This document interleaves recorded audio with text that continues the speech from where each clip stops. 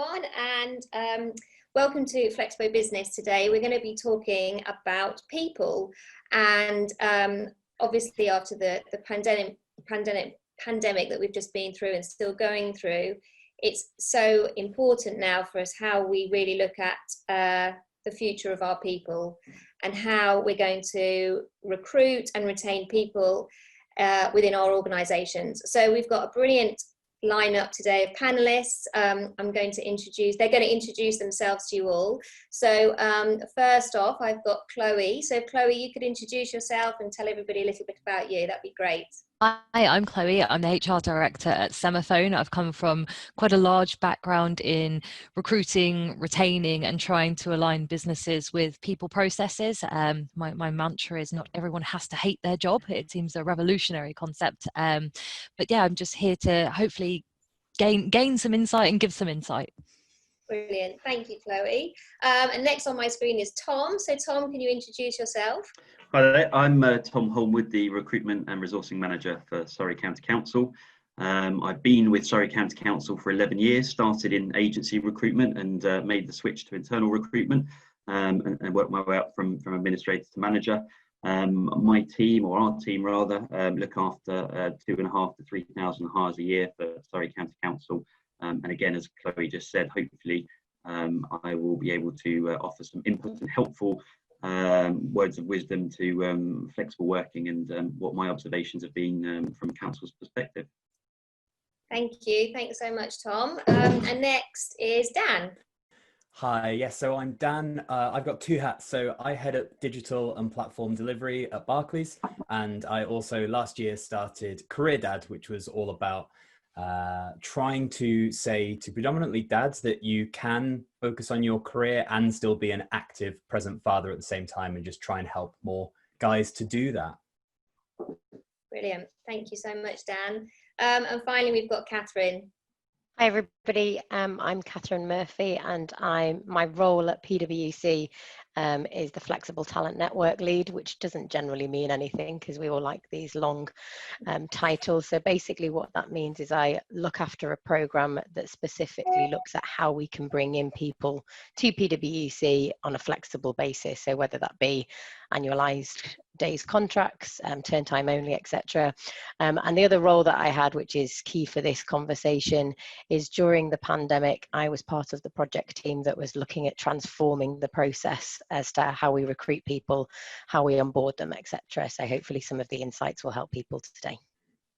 Thank you. Thank you so much. And I have got a few questions for all of you. So first one is, the pandemic has brought into focus clear demand from people wanting to continue to bring their whole selves to work. Organisations that are aligned with their values and feel like their employer genuinely cares about them. How important is it to review and restructure your business and the people in it as an organisation's response to such massive, continuous and rapid evolving change? Where do you start? So Chloe, I think you wanted to come, you had an opinion on this? Yeah, I think, we've been very fortunate because we work in the tech sphere. So we've always had paperless recruitment, paperless onboarding, all of those elements. But ultimately what we did was there was a couple of things that really triggered our response. The first one was me being on a Zoom call with my boss who's over in the States, and my 2-year-old son walking in and having a massive tantrum, and I just had to leave the call and say, look, I need to come back to you, give me 5 minutes. And I remember being absolutely mortified, and basically what I kind of emailed him afterwards and said, look, I'm really sorry that this has had to happen, but I've now got him at home. And he came back to me and he said, if your son thinks that's a tantrum boy, you haven't met my kids. And it was one of those things where you realize that the world of work was changing. So first of all, we restructured our business very, very early on. As soon as we saw this coming, we actually restructured. We had to downsize the business, and that was incredibly difficult. But the message from us is we're making these changes now so that we do not need to make any of these changes later. Nobody took a pay cut. We only had one person furloughed, and we just basically said, by doing these changes, we're able to look after every single person that's still with us, and we know what we're doing. So we kind of had that message of strength initially. The other things that we've done is basically every single meeting that you do needs to be by video. And if you have your kids with you, they are more than welcome to be bouncing on your knee, sitting next to you, any of those things. We have a Teams channel that's called Semafone Kids, where people share resources and elements so that parents don't feel that they're the only one going through what they're going through. We communicate, so we do business information, we do quarterly business reviews, people are on video, it's live, and we've had exec question and answer sessions so that everything we do is very, very candid. You can submit questions anonymously, and so that we can come back to you live on air. And what it's done is just promoted this culture of open conversation around where we are, where the business is, and where we're going from here. And on top of all of that is we're very clear about people and their roles. So quite simply, you know, if you're not doing your job, we will hold you accountable. It's not that somebody else is just going to inherit your job after that. And because people know that, they have that trust built in that they can speak to people and not feel as though they're going to be penalised for what they're saying, that if their kids are playing up, it's not this big deal, because everyone's there to do a job, whatever that looks like. Mm. And Katherine, you thought Yeah, I totally agree with everything that Chloe said, and the only thing that I would add to that is I think that actually the pandemic was an opportunity for organisations to really prove that they mean what their values state. And every organisation has their values, and it's put on their website, and every organisation has to have their purpose statement, etc. Whereas I think this actually, when it crunch comes to crunch kind of thing, it actually gives you that opportunity to prove it. And one of the things that PwC did was it was recognised how difficult it was for parents very early on. Yeah. So we are a professional services firm. We have to account for every 6 minutes of our time, everybody, whether you are client facing or not. And for some people that was physically impossible when you do have a child bouncing on your lap. And one of the first things that leadership said was that they were introducing a code. So a timesheet code to allow parents to say if they were only able to work for 4 hours of the day and the other 3.5 or 4 hours they were needing to look after childcare, you just put it down on that code and you didn't need to worry about it. And I think messages like that from the very beginning prove that value of care, or whatever your own organisation's value is, that they will stand by them, and it immediately alleviated so many worries for parents. So I think I totally agree with what you were saying, Chloe, that when it hits you personally, it means a lot. Yeah, but of course it does. Yeah. And we found for so many people that it was that sigh of relief of actually even further down the pandemic, you know, not just when it all started and, oh gosh, you know, little Johnny's all of a sudden at home, but actually further down the line when, you know, nurseries reopened, we sent out a big message to parents saying, you know, whatever you choose to do, this is a non-judgmental place, and if you feel any of that, then you need to come and tell us. And just that consistent messaging has helped, I think. And Tom, the Surrey Council was the same, was it? I agree with everything that has just been said there, and I think Chloe sort of mentioned something that's rung true with us as well, which was we were, you know, it's about, we talked a good game, and there was an opportunity to see if we walked, and we evidenced what we were saying, and I'm very pleased to say that was absolutely the case.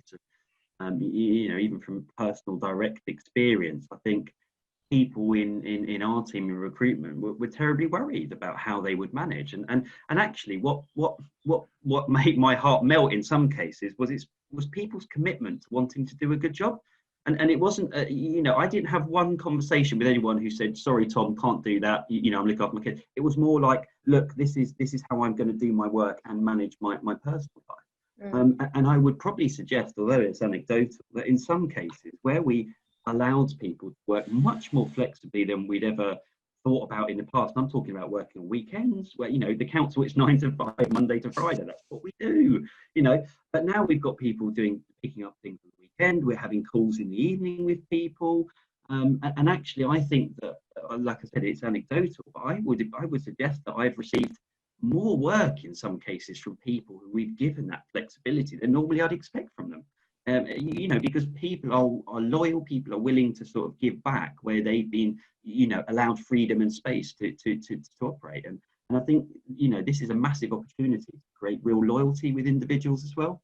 So it's not only about sort of evidencing that we're going to do what we say and we believe in what we say, but it's also about it's an opportunity to create a real sort of brand loyalty as well. I mean, I think we've probably all seen examples of where organisations have been awful with people, and we all can recognise where there's certain companies in the market who have been absolutely superb and rightly held up on a pedestal for it. So I agree with everything that's been said. Okay, well, I mean, this probably goes on to one of my other questions, and how are you keeping your people connected and keeping engagement and productivity high? Is this sustainable in the long term, and what are your plans moving forward?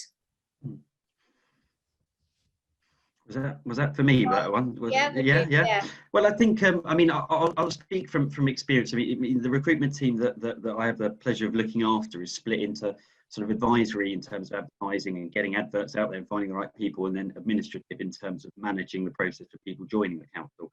And I think the advisory world is incredibly project based, and actually that was relatively straightforward to move straight over to a virtual world, because a large part of it was work coming through our e-recruitment system, adverts being vetted, then pushed out, and that can all be done at home.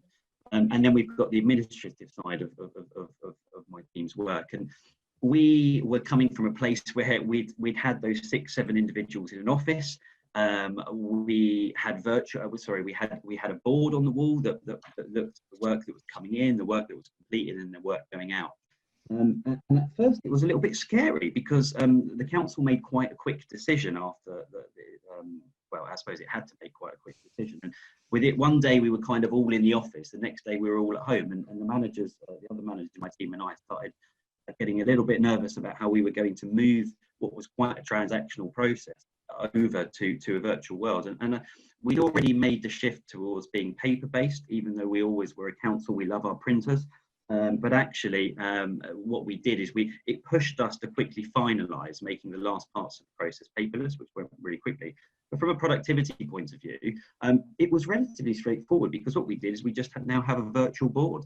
So we just copied the board that was originally on the wall, and we all gathered round in the morning to fill out with the figures and have a look at how we were doing. And we just moved it online virtually. And then what we've done is just used, I mean, there's a lot of people like me who probably wouldn't have heard of Teams or been aware of it, 9 months ago. But now it's become part and parcel of the technology that we use to help us manage productivity and workloads and things like that. So quite simply, what we've done now is we just have a situation where every morning at 10 o'clock, whoever's around jumps on a quick call, which lasts about 10 minutes, where we update the board as a team. We have a quick chat about anything that we need to, and then the team are given their tasks and go off to do that. So that is certainly something that's going to stay in place forever now, irrespective of what happens with regards to us working in the office, because it works so brilliantly. And it sounds really simple, and it is, but actually what it did is it gave us the confidence that we could still, as managers, have oversight of what work was coming into the team, and obviously to ensure that it was being done. Now, the team have been absolutely superb.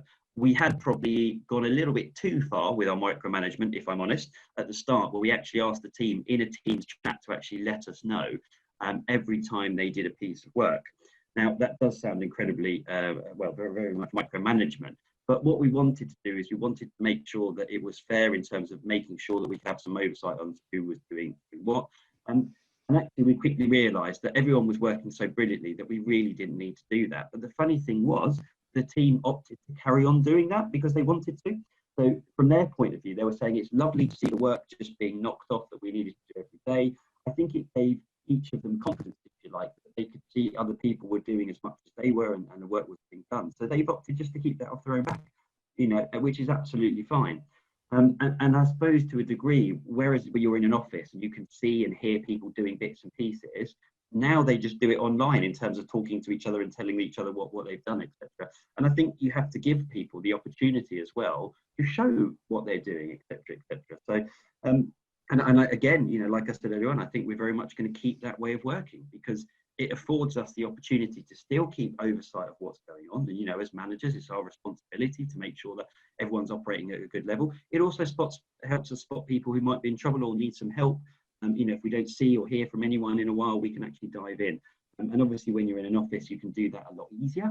But we have to sort of, I suppose, change and adjust to the new world of working. So I mean, that's a simple example, if you like, but it's just been so hugely effective. And I think, again, outside of that, it's been really helpful to keep the culture going. I mean, I'd like to think we had a great culture before we went into the lockdown, but actually, because everyone has to communicate quite regularly, it's forcing us still all to talk to each other and etc. It's hard for people to disappear, if that makes sense. And I think people, you know, we've been in this position for a long time. People want that. I think there's a balance to be struck between home working and office working, and we've gone from one extreme to the other. There's a happy medium, certainly, but I definitely think that actually the processes and structure that we've put in place now will certainly, we have no intentions of removing it, and it will allow us to manage flexible, agile working in the future much better, because we can say, well, we might be as a team meeting on this day, but don't worry if you can't make it, you can join us on the Teams call, and we'll still do it that way. Yeah. If that sort of answers or gives you some insight into our approach to it. Yeah, and I think you're just adapting all the time, aren't you? Everyone has to, and so it's quite hard to say, isn't it? I suppose what will it all look like in 6 months, but you've got to be prepared to take a gamble, to make changes, to review it constantly. And I mean, I very much got the approach, and our managers have got the approach that actually we, in the main, let the team decide to a degree. So whenever we think of changing something or we want to review it, we just ask them. They make a decision. You know, how do you want to work? What works for you? At one point, we were having meetings in the morning and the afternoon. The team said, actually, we feel the afternoon one's not needed. We can do it this. No problem at all. No, you know, don't worry. And we've changed and adjusted and moved things around a bit. And no doubt over the next few months, we'll change things again. And I think it's also being open with the fact that we, as managers, as leaders, we don't always have the answers, and we are going to sometimes make mistakes, and that's okay, as long as you're open with everyone and everyone's feeding into it. And I think, you know, there's certainly much more ownership when people are actually coming up with the ways they want to work. And like I said, you know, to a degree, but actually their voice is really important in this, because they're the ones doing, you know, working at the coalface. Yeah. I think, and Tom, you kind of touched on culture. You know, that's obviously so important, isn't it, for absolutely recruiting? And I'd be interested to hear what anyone thinks about how you can give a true example of your culture within your businesses at the moment and how you're doing it, you know, virtually. Has anybody got any thoughts on how people, professionals, can make someone in, firstly, a good fit, secondly, bring them into a culture of a family of a business without physically meeting them? Yeah, can I chime in here really quick? Oh no, you go for it, Kat. No, I'll jump in after you. It's all right. Just a couple of really short points from us is that, you know, the job hasn't changed, the company hasn't changed, and it's not. The fact is all of this stuff, people working remotely. Why is this some kind of revolution? You know, ultimately, this should have been happening for years, and people that have been doing this for years, guess what? We went working from home overnight and nobody batted an eyelid. Nobody. And there are so many businesses that have almost built it up in their minds to be this huge shift, and it isn't. The job hasn't changed. The company hasn't changed. The people that you have within that company are still the same people. Okay, so they interact over chat more. Doesn't everybody these days? I mean, I don't know about you. My 2-year-old knows how to work my phone better than I do, kind of thing. You know, let's not pretend that we're not all able to talk like this normally. So I don't need to be sitting next to you to make sure you're doing your work. And simply, you know, we've onboarded 6 people. We're a small company. We've got offices all over the world, but we've onboarded 6 people since lockdown, and they are performing really, really well because we were clear with them around what we expected, what they needed to do and when, and they met us halfway, because that's what an employment relationship is meeting people halfway. And people need to stop putting that barrier in front of them that it's going to somehow be different because they're seeing each other through the screen. I think you've hit the nail on the head, Chloe. Absolutely. So Absolutely. Going from Lou's question on it in terms of, so how do you make sure that you're bringing the right people in from virtually when you're assessing them, and how do you make sure that they're then feeling brought in once you have onboarded them? And I think the key to both of those things is communication. And no one was denying that when we had that government announcement, it was really hard. No one knew what they were doing. So we had, at that point in time in March, we had 15,000 people in our recruitment pipelines. And the key thing that we decided to do was that we needed to communicate personally with all of them because they had so many questions. A lot of those people were coming from overseas. They didn't know if they would then be able to get visas, etc., etc. So the first step that we did was we communicated with every single one of those people and made sure that we were kept them up to speed. And then the next thing that we did to make sure that the rest of the process kept smooth was we then set up a mini team that I alluded to in part of my introduction as part of that project management piece, in terms of how we were going to transform that process to being virtual. So that involved linking in with all of the recruitment teams across all the different lines of service, linking in with IT, who are obviously then providing out laptops, linking in with legal, who are closely linked in with the Home Office to understand how we could virtually check people when they did come into work. And we would have daily conferences in the morning, sometimes as well as the evening, because things were changing so fast at that point of time, to understand how we were going to react to this. And no one was, it was so hard because you would agree something in the morning, the government would then change its advice by the afternoon, and what you would have planned for, okay, we're going to have 3 sites that we're going to be able to bring people in at, that would have changed by the afternoon. So it then eventually all became virtual. So I think that communication with all elements of internally and externally was key for us. And then to sort of touch on the point of, okay, so how do we then make sure that people are the right fit, given that the only way that you're going to meet them now is through a call.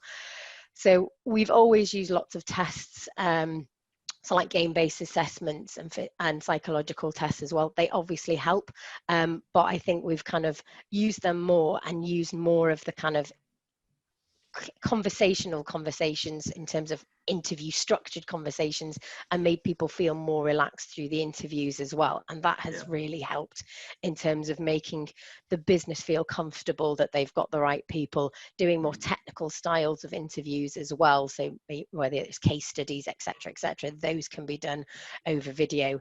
And I think what the crux of it was there wasn't an option. There wasn't an option to go, okay, well, we will just meet in the office. And I was talking, I think it was Ursula, when we had a catch up last week, a lot of what we were doing was, because there were so many rules given by the government, it was, you can't do X, Y, and Z. And the list just kept going on in terms of what you couldn't do. So instead, we were very much focused on, well, what can we do to make sure that this still goes ahead? So it's a case of, we can't get people into the office to give them a laptop. How are we going to get a laptop to them? Okay, so we work through with IT to courier out laptops. So in the end, we were able to recruit circa around 200 people at the beginning of April. Wow. And that was converted from normally when we would bring people in and have an onboarding week, they would normally come in for, all of that was virtual. So that was linking in with the likes of L&D right from the very beginning of those project meetings. But then it was a case of, phew, we've done it, we've brought them in, right, we just need to roll this out every month. And then I think it comes back to that second point of the question, Lou, of how do you then make these people feel part of your team and a part of your organization when you have never met them? And that is something that, like, I don't know if anybody saw, there's been a lot of conversations at the moment in terms of how difficult it is on Zoom and how energy draining it is to meet people and engage people with Zoom.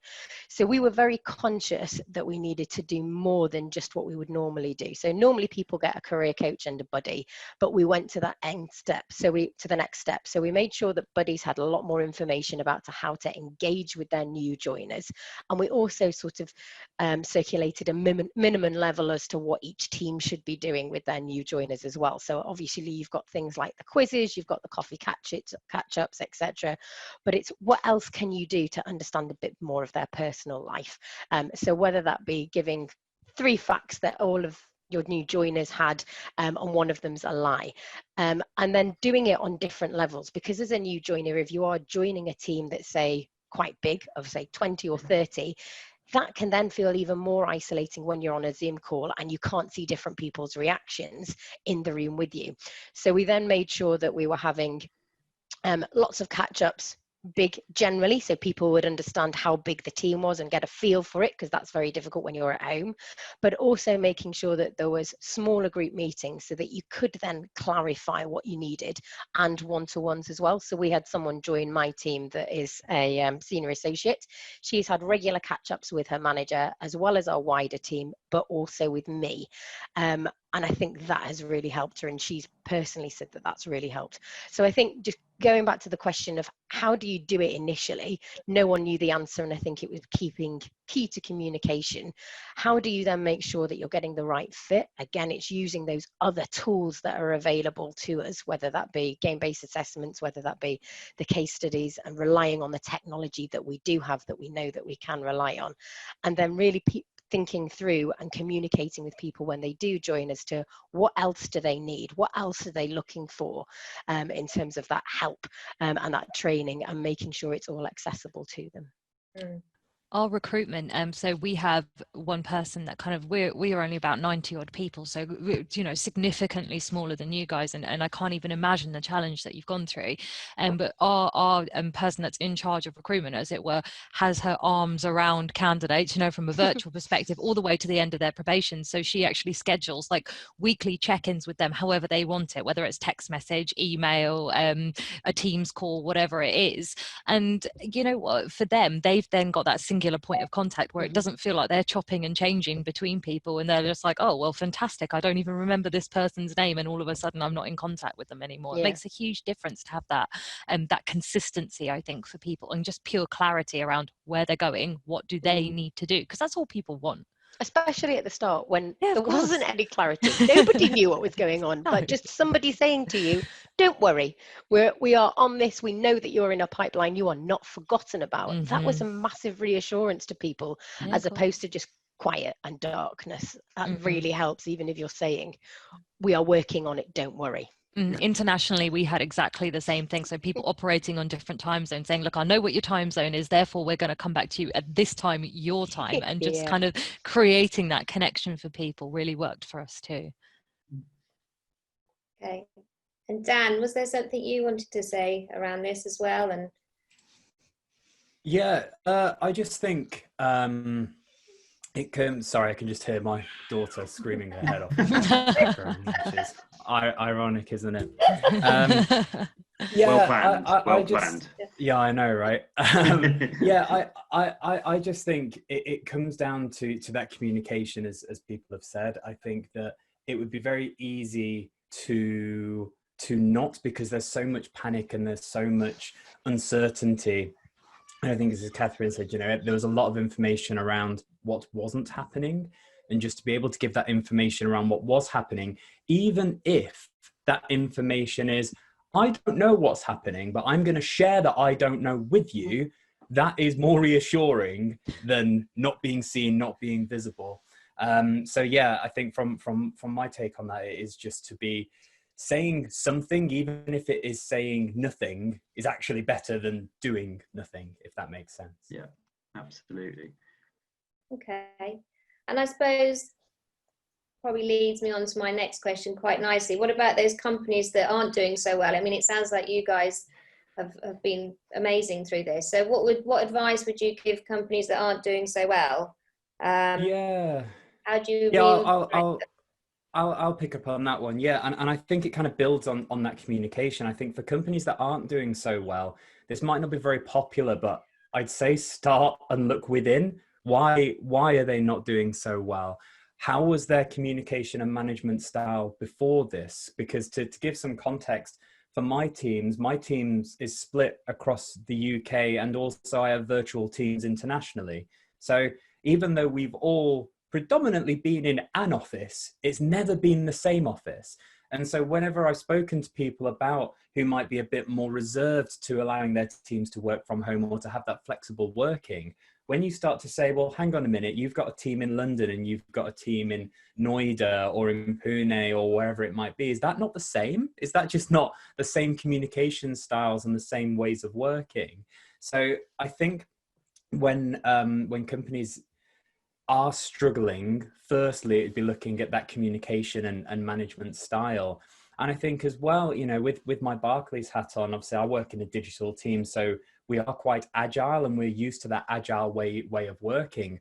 But anyone that's worked within an agile framework knows that agile only works if everything within that team is agile. And when it's not, it doesn't work. So one thing that we found very quickly is that we have, as part of a wider marketing team, we used to have an approvals process that was a once a week, 2.5 hour meeting. And if something went to that approvals process and was not approved, you were then trying to get it into a future slot, and the next week might be full. So then you'd get it 2 weeks down the line.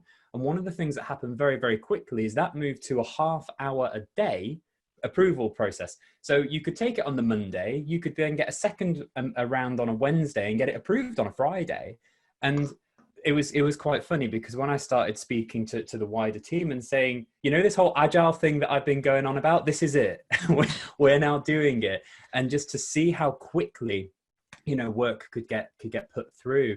So I think there is a piece around actually how teams and organizations manage their workflow, and upon, you know, to build upon that and the kind of communication style I was talking about. One thing that I've never really been a fan of is 9 to 5. And that's because the way that I like to work is very fluid, that I will do work stuff outside of work time, and I will do family stuff inside work time. So I think for me to be able to do that, I've always, instead of looking at 9 to 5 or an arbitrary time period, I've looked at objectives and I've looked at outcomes. And I think when, you know, and I often say that when it comes to the start of the year and you're writing your performance, you know, your development plan for the year and what are your objectives, nobody writes, I'm going to sit at this desk between 9 to 5, because it's not an outcome. It doesn't achieve anything. So when our outcomes are all results driven, cost saving, increased revenue, whatever it might be, then why do, you know, if they're the objectives we're writing, then why do we not create a working framework that allows people to achieve those objectives? So one thing that I've been really clear on is to understand how, given the world that we're living in now, I've got 2 small kids, you know, 6-year-old and a 1-year-old. Sometimes, you know, I just try not to have meetings really before 10 o'clock, because my daughter's often up throughout the night, which means my wife usually takes that hit because she's been on maternity leave. That means when I get up with the kids anywhere from 5:30 to hopefully closer to 7:30, I will keep them for as long as I possibly can so she can recharge. And that means that if I, you know, this morning I had an 8:30 meeting, I'll have my daughter with me. That's absolutely fine. And I think part of my role as a leader within the organization is to not say it's okay, to demonstrate it's okay. Yeah. I will be here with my baby. That doesn't detract from my ability to have a conversation. And I think just the last thing that I'd say on that is, if companies aren't succeeding, communication styles of individuals. So me personally, don't call me out of the blue without any warning, because I could have just had my first 5 minutes to get into some deep thinking. If you call me, it's disrupted. Or I could be trying to put my daughter down, or I could be trying to get my son some lunch. So my preferred communication style is either text message, WhatsApp, instant message, or email. If you send me an instant message saying, I need you to call me urgently, I will do it. But where possible, don't call me out of the blue. Now, other people are the exact opposite. Don't email me, I'll never see it. Just call me, and that's fine. It's understanding what works for those individuals. And then even if that's an Excel sheet that says this person prefers this way, that's absolutely fine, because over time it will become ingrained. And then everyone can just imagine a world where everyone can just perform and be communicated to in a way that suits them. And, you know, I wonder what happens to the productivity of that company. I love that idea. Yeah. I love that idea of people knowing how others like to communicate, because everyone is so different. And even to the extent of, if you ping someone on our internal chat, I know a lot of people just put hello. I'm like, I want you to say hello and what your question is, because otherwise I won't respond. It's something that's so personal. I love that idea. And I think you've just literally it's come to the crux of the problem. There isn't one answer that suits all organizations. And ultimately it's asking, the first question that you said is, ask yourself very honestly, how do we as an organization need to get ourselves out of this? And if you're struggling, I also think there's no problem going to other people and asking them and asking for advice. So for example, PwC has put up a site now coming up with the common issues that all organizations are facing through COVID, and also our key insights as well. So learning from what other people are doing, but also recognizing that what we have done might be completely wrong for what your organization needs. And it's therefore knowing how your people need to go through that. And it will be a balance. It will be, not everyone will want to go into the offices at the moment, whereas some people we know really do want to go back into the office, and it's how do you strike that balance? And I think that's key. Of balance and communication seem to be the key things that were coming out of this conversation. Really strongly believe that. I would suggest as well that one of the, I mean, on top of what Dan and Katherine have said there, it's about also sometimes making sure that you've got the sponsorship, the support of the senior leadership, senior teams. It's very difficult. I think it's not impossible, but it's very difficult to manage that up if you don't have the top tier, you know, your leaders in the organisation. And as we said before, not just talking about it, but living and breathing it. If you've got them doing that, it makes it so much easier to then sort of percolate down to the rest of the organisation. Absolutely. And again, you know, well, at Surrey County Council, our chief exec who joined a couple of years ago, Joanna Killian, said almost one of the first things that she said when she arrived at the council was, good grief, we need to move towards agile working. She recognised, having come from a large private sector organisation, that what we were doing was stagnant. We were institutionalised almost to a degree in the way in which we were working, just thinking, you know, this is the way we do it. And she started talking about it. She then recruited almost all of her senior management team and made sure that part of the process was around culture, was around leadership, was making sure she was bringing in people who shared, if you like, her thoughts on that. And actually, 3 of the 6 executive directors she brought in, I had conversations with as part of the recruitment process to say, well, actually, I've got young children, and I appreciate it's not just about children. You know, flexible working isn't just about children. But they, all 3 of them said, well, actually, we need to amend our hours to fit in our personal life. And you know, Joanna said straight away, yeah, no problem at all. Yeah, do what you need to. I care about, as Dan mentioned, their output, not how you go about it. You know, how you do it. And of course, what that's meant is over the last couple of years, I mean, from a recruitment perspective, fantastic, because then we're not only, I would have suggested that we were, prior to this, we were creating a shop window on our website in terms of what we want the organisation to be like. But when you go through the shop door, if you go in and you find out it's nothing like you thought it was on the outside, then you're probably just going to run off. No good for retention. But actually, what she allowed us to do, she brought about, you know, change, and that included things like looking at the wording we were using around the organisation, how we were talking, and slowly over time, the recruitment teams had many more evidence-based things that we can display, we can hold up to the market in terms of presenting ourselves. And now I would suggest that we're not now holding up a shop window to what the organisation, it's actually just a window into what the organisation's about. So, you know, giving examples of where we can support flexible working. And the more you scream and shout about it, the more those stubborn managers maybe, and you know, we're still a council, we're not perfect in every single team and place, but the more people who see it, the more people go, well, wait a minute, if this is the way the chief exec's talking about going, then it's what we need to do. I'd suggest that journey was really picking up pace leading up to COVID, but COVID has, and you know, in a perverse way, afforded us an opportunity to really bring about step change in the way in which we work. And our chief exec again has been incredibly clear throughout this process that this isn't going to stop. You know, she's not, and as early as at the end of last week, she said, you know, I'm not expecting everyone back in the office on the 14th. The offices will become more open, and you can choose to go back in groups should you wish, but otherwise the preferred way of working for the foreseeable future, if not the future, will be working agilely where you can.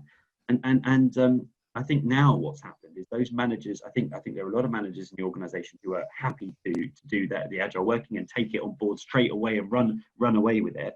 Those ones maybe who were being a little bit more cautious, stubborn in some cases, or just unsure about what it looks like, have now been forced into a position where they've tried it, it works, and it's given them confidence. And this has just brought about a rapid change in the way we work. So I would suggest, in addition to what's been said, that if it's not working at the moment, you need to make sure you've got that sponsorship, that commitment from the senior leaders in the team. And sometimes that might involve actually evidencing to them the benefits that will bring. But as soon as you've got them on side, it makes your job much easier of kind of spreading it out to the rest of the organisation if you don't have that at the moment, of course. Making sure they're doing it, not just saying it and sending out the comms. Yeah, exactly. Exactly. That has to be living and breathing it, because otherwise it just becomes words. And actually what that does is that just creates more problems than it's worth, because people don't trust you then. Yeah, and just to really briefly add on, we're talking a lot about flexible working, and for organizations that might be thinking this isn't worked for them, this is not flexible working. This is the least flexible I have ever worked, where I have been mandated to work from my home for 6 months. And so I think that, and with kids, right? So I think that for organizations that go, well, we dabbled with flexible working during COVID and that didn't work. No, this is not flexible working. So I think, giving, as Tom said, it's about choices. The key word in flexible working is that flexibility. And for me, I love being around people. So I would like to be in the office a couple of days a week, but I also love doing the school run and being around at home. So that flexibility means that I can be most productive and the best employee I can be if those needs are met. So for companies that have found this difficult, don't let this be the stopping point. Let it be the starting point. Okay, thank you so much. Thank you to all of you, Chloe, Tom, Katherine and Dan. Thank you so much for that. That was brilliant. I think, the main thing to come out of it, that we just need to talk, don't we, and have open conversations with our staff as much as we can. And who knows what the future will hold. But thank you so much for all of your advice and what you've been through. Thank you so much. Thanks. Right.